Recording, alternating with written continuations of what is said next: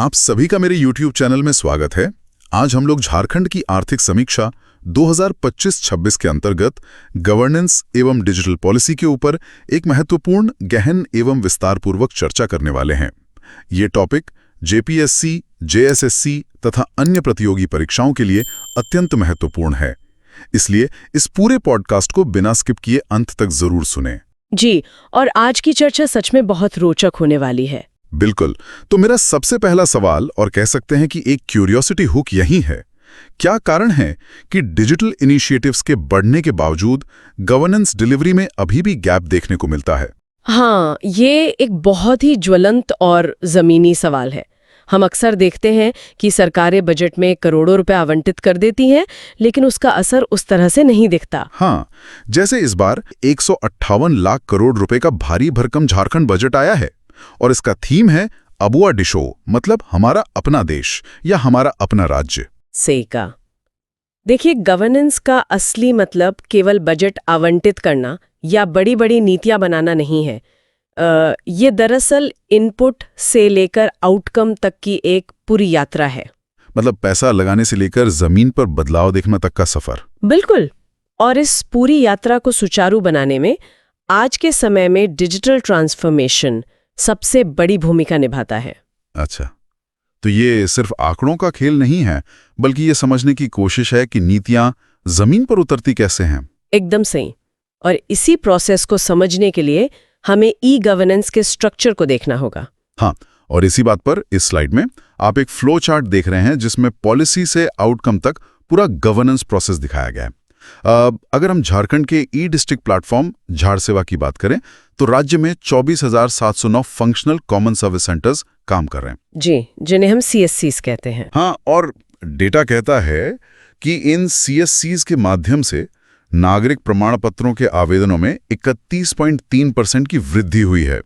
ये आंकड़ा तो काफी उत्साहजनक लग रहा है। उत्साहजनक तो है, लेकिन इसका अगर हम गहन विश्लेषण करें तो ई गवर्नेंस का मतलब केवल सेवाओं को ऑनलाइन कर देना नहीं है। तो फिर इसका मुख्य उद्देश्य क्या है?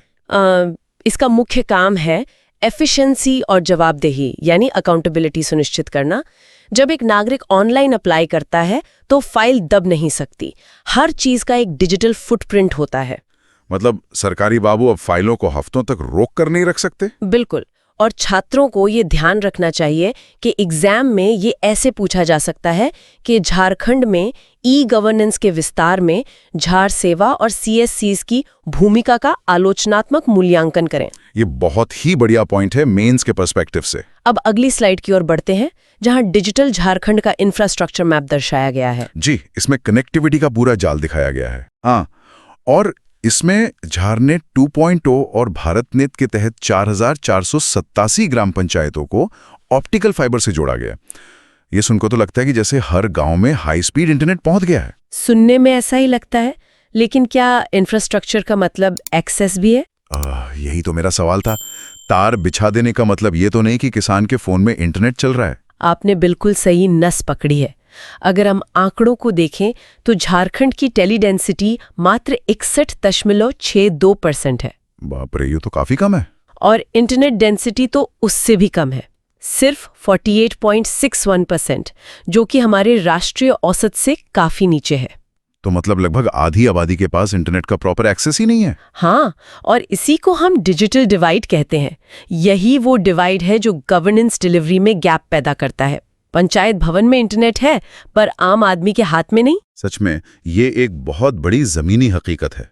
अच्छा, अब ध्यान दीजिए, इस स्लाइड में DBT सिस्टम यानी डायरेक्ट बेनिफिट ट्रांसफर के क्रांतिकारी प्रभाव को दिखाया गया है। ये बहुत ही इम्पैक्टफुल एरिया है गवर्नेंस का। बिल्कुल। जैसे हम मुख्यमंत्री मैया सम्मान योजना का ही उदाहरण लें, इसके तहत 21 से 50 वर्ष की महिलाओं को हर महीने 2,500 रुपए दिए जा रहे हैं। जी, और इसके लिए आवंटन भी बहुत बड़ा है। हाँ, लगभग 13,363 करोड़ रुपए का भारी भरकम आवंटन किया गया है। अब सोचिए, इतना बड़ा फंड बिना किसी लीकेज के सीधे महिलाओं तक कैसे पहुंच रहा है।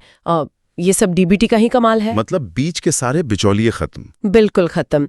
और अगर हम इसे और बड़े परिप्रेक्ष्य से जोड़ें तो हम धान खरीद या पैडी प्रोक्योरमेंट को देख सकते हैं। अच्छा, उसमें क्या बदलाव आया? पहले किसानों को धान बेचने के बाद अपने ही पैसों के लिए महीनों इंतजार करना पड़ता था, कई किश्तों में पैसा आता था। हाँ, ये तो किसानों की बहुत पुरानी समस्या रही है। लेकिन अब डिजिटल टूल्स के वजह से किसानों के खातों में वन टाइम डायरेक्ट पेमेंट की शुरुआत हुई है।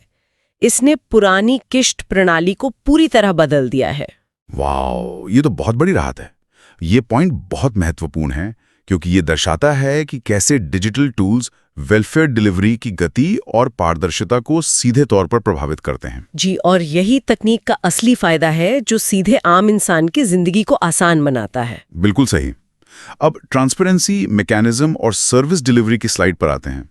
यहाँ पीडीएस यानी पब्लिक डिस्ट्रीब्यूशन सिस्टम में हुए सुधारों की बात की गई है। ये गवर्नेंस का एक ऐसा हिस्सा है जहां सबसे ज्यादा भ्रष्टाचार की शिकायतें आती थीं। हाँ, राशन की दुकानों का तो सबको पता ही है, लेकिन यहाँ एक बहुत दिलचस्प आंकड़ा है। बेनिफिशियरी डेटाबेस के प्योरिफिकेशन के जरिए 84,698 अयोग्य राशन कार्ड हटाए गए हैं। ये एक बहुत बड़ा नंबर है। तो क्या कोई अधिकारी घर घर जाके ये चेक कर रहा था कि कौन योग्य है और कौन अयोग्य? नहीं, ये मैन्युअली करना तो लगभग असंभव है। इस डेटा को अगर हम इनसाइट में बदलें तो इसके पीछे दो बड़े तकनीकी कारण हैं। अच्छा, वो कौन से हैं? पहला है 99.60% आधार सीडिंग और दूसरा राशन की दुकानों पर 27,000 4G ई-पॉस डिवाइसेस का उपयोग। ओहो, मतलब वो मशीनें जहां अंगूठा लगाना पड़ता है। बिल्कुल। जब इंसान अंगूठा लगाता है तो रियल टाइम में डेटाबेस मैच होता है। इससे लीकेज अपने आप रुक जाती है। जो भूतिया या फेक कार्ड थे वो सिस्टम से बाहर हो गए। ये तो कमाल की बात है। तकनीक ने बेईमानी का रास्ता ही ब्लॉक कर दिया। हाँ, और इसी पारदर्शिता के साथ साथ 99.36% रेजोल्यूशन रेट वाला ग्रीवियंस रिड्रेसल सिस्टम भी तैयार हुआ है। मतलब अगर कोई शिकायत करता है तो 99% चांस है कि उसका समाधान होगा। जी, और ये सिटीजन सेंट्रिक गवर्नेंस का एक बेहतरीन उदाहरण है। छात्रों को ध्यान रखना चाहिए कि एग्जाम में ये ऐसे पूछा जा सकता है कि तकनीकी हस्तक्षेप या आईसीटी टूल्स ने झारखंड की खाद्य सुरक्षा प्रणाली में पारदर्शिता कैसे सुनिश्चित की है। बहुत बढ़िया। अब हम इस स्लाइड की बात करते हैं जिसमें सिटीजन सेंट्रिक गवर्नेंस और गवर्नमेंट स्कीम्स के कन्वर्जेंस को दर्शाया गया है। ये स्लाइड सीधे तौर पर डिसेंट्रलाइजेशन यानी विकेंद्रीकरण की बात करती है। हाँ, जैसे जनवरी 2026 में लागू हुए पैसा नियमों का इसमें जिक्र है।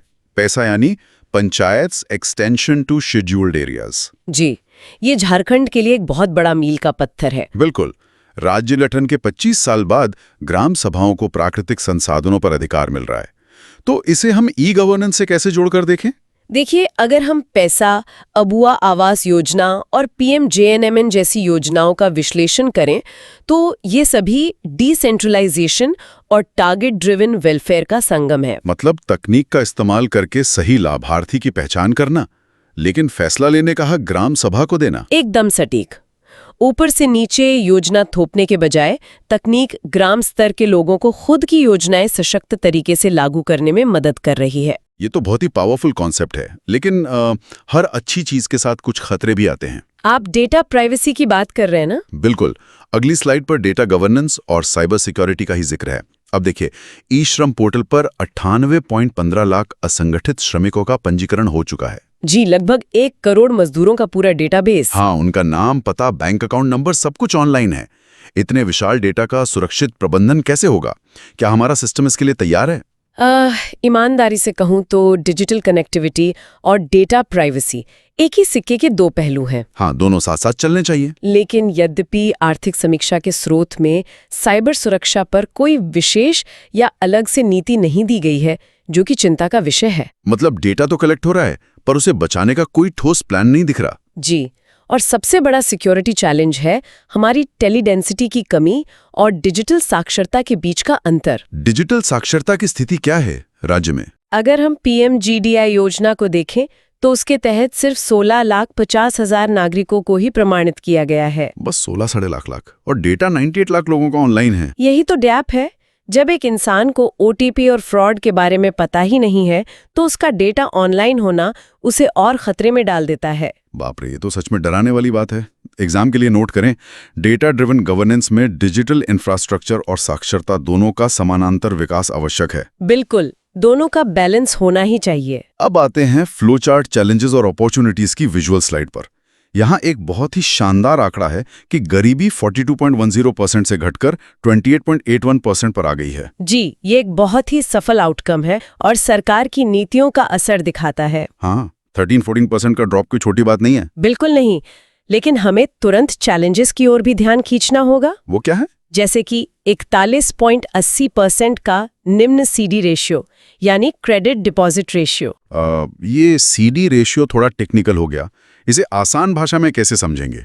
देखिए, इसका सीधा मतलब है कि अगर झारखंड के लोग बैंकों में 100 रुपए जमा कर रहे हैं तो बैंक राज्य के अंदर व्यवसायों या लोगों को वापस लोन के रूप में सिर्फ 41 रुपए 80 पैसे ही दे रहे हैं। अच्छा, तो बाकी का लगभग 58 रुपए कहाँ जा रहा है? वो पैसा राज्य के बाहर जा रहा है, दूसरे राज्यों के डेवलपमेंट में लग रहा है। ओहो, मतलब हमारा पैसा हमारे ही उद्यमों के काम नहीं आ रहा। ये तो बहुत बड़ी चुनौती है। बिल्कुल। और दूसरी बड़ी चुनौती है स्वास्थ्य क्षेत्र में 47.5% आउट ऑफ पॉकेट एक्सपेंडिचर। मतलब इलाज के लिए लगभग आधा पैसा लोगों को अपनी जेब से देना पड़ रहा है। हाँ, और यही वो चीज है जो लोगों को वापस गरीबी में धकेल देती है। ये एक ऐसा गैप है जिसे गवर्नमेंट्स को तुरंत एड्रेस करना चाहिए। बात तो सही है। अच्छा, क्या कुछ अपॉर्चुनिटीज भी हैं जो इन चुनौतियों को बैलेंस कर सकें? बिल्कुल हैं। अगर हम एमएसएमई सेक्टर को देखें तो 83,000 उद्यम रजिस्ट्रेशंस हुए हैं। वाओ, 83,000 नए बिजनेस रजिस्ट्रेशन। जी, और इसके अलावा फिश प्रोडक्शन और फूड प्रोसेसिंग में भी बहुत ऐतिहासिक वृद्धि आई है। मतलब अर्थव्यवस्था कृषि से थोड़ा अलग हटकर नए सेक्टर्स की तरफ भी बढ़ रही है। एकदम सही। ये राज्य के लिए बहुत बड़े अवसर हैं। और शायद इसी का असर हमें अगली स्लाइड में भी दिख रहा है। झारखंड वर्सेस इंडिया और की इनसाइट्स की ये जो तुलनात्मक स्लाइड है, इसमें एक बहुत बड़ी उपलब्धि बताई गई है। आप पर कैपिटा इनकम की बात कर रहे हैं? हाँ, झारखंड की प्रति व्यक्ति आय ने पहली बार 1 लाख रुपए का आंकड़ा पार कर लिया है और हमारी आर्थिक विकास दर भी 7.02% रही है। ये आंकड़े सच में बहुत इम्प्रेसिव है और मैं इसे एक बड़े स्ट्रक्चरल शिफ्ट से जोड़कर देखती हूँ। स्ट्रक्चरल शिफ्ट मतलब अर्थव्यवस्था के ढांचे में बदलाव? बिल्कुल। पहले झारखंड को मुख्य रूप से खनन या कृषि का राज्य माना जाता था, लेकिन अब कृषि से हटकर सेवा क्षेत्र यानी सर्विसेज सेक्टर का योगदान 45.56% हो गया है। 45% से ज्यादा आप सर्विसेज से आ रहा है। ये तो सच में एक बहुत बड़ा शिफ्ट है। जी, और छात्रों को ये ध्यान में रखना चाहिए कि एग्जाम में ये ऐसे पूछा जा सकता है कि झारखंड की अर्थव्यवस्था में संरचनात्मक परिवर्तनों या स्ट्रक्चरल चेंजेस का विश्लेषण करें। बहुत ही शानदार पॉइंट। चलिए, अब हम अपने एपिसोड के अंतिम पड़ाव यानी प्रीलिम्स फोकस और मेंस एनरिचमेंट की स्लाइड पर चर्चा करते हैं। जी, ये छात्रों के लिए क्विक रिवीजन की तरह होगा। बिल्कुल। तो तेजी से प्रीलिम्स के लिए तथ्यों को दोहराते हैं। पहला, 1.58 लाख करोड़ का बजट। दूसरा, इस बार का थीम अबुआ दिशोम है। और तीसरा, महाना सम्मान योजना के आंकड़े जहां 2500 रुपए प्रति माह दिए जा रहे हैं। और मेंस के लिए छात्रों को एक आंसर फ्रेमवर्क तैयार करना चाहिए। वो फ्रेमवर्क कैसा होना चाहिए? बहुत ही सिंपल है। इसे 4 स्टेप्स में बांटे। पहला, इनपुट, जहां आप बजट और नीतियों की बात करेंगे।